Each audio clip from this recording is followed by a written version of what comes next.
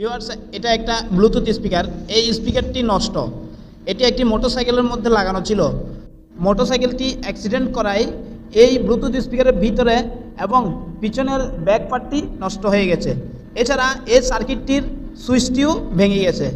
তো আজকে আমি আপনাদের এই ব্লুটুথ স্পিকারের সার্কিটটির সুইচ না লাগিয়ে বিকল্প পদ্ধতিতে কিভাবে এটি চালাবেন সেটি আজকের এই ভিডিওতে আমি আপনাদের দেখাবো।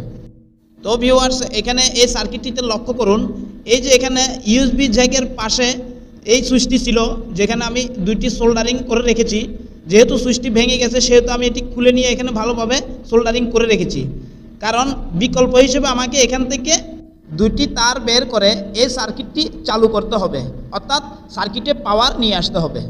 এখানে আপনাদের একটা বিষয় জানা দরকার, যে কোনো ইলেকট্রনিক সার্কিটে সুইচ ব্যবহার করা হয় সাধারণত কোনো ভোল্টেজকে ব্রেক করার জন্য।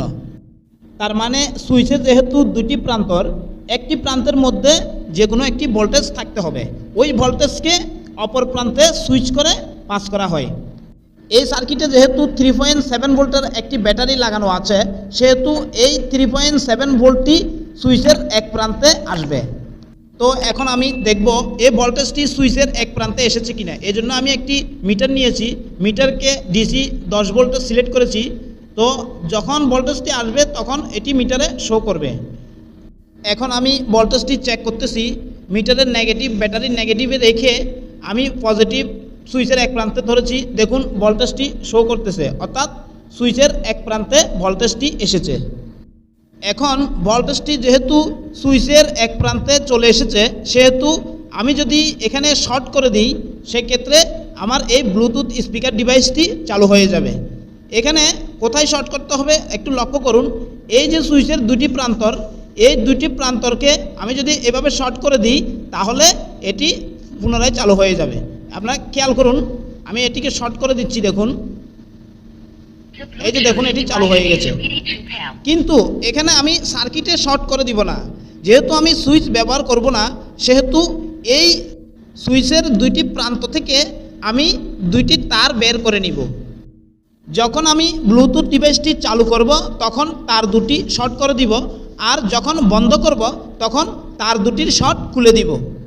তো ভিউয়ার্স, আমি এই সুইচটির দুইটি প্রান্ত থেকে দুটি তার সোল্ডারিং করে বের করে নিয়েছি। দেখুন এখন আমি এই তার দুটি যদি শর্ট করে দিই, সেক্ষেত্রে ব্লুটুথ ডিভাইসটি চালু হয়ে যাবে।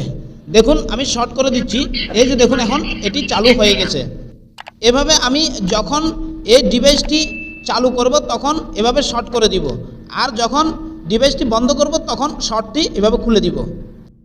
এভাবে সুইচ ছাড়া যে কোনো ব্লুটুথ স্পিকার ডিভাইস দুটি তার বের করে খুব সহজেই চালাতে পারবেন। তো ভিউয়ার্স, এই ছিল আজকের ভিডিওটি যদি আপনাদের এতটুকু উপকারে আসে, তাহলে ভিডিওতে অবশ্যই একটি লাইক দিবেন।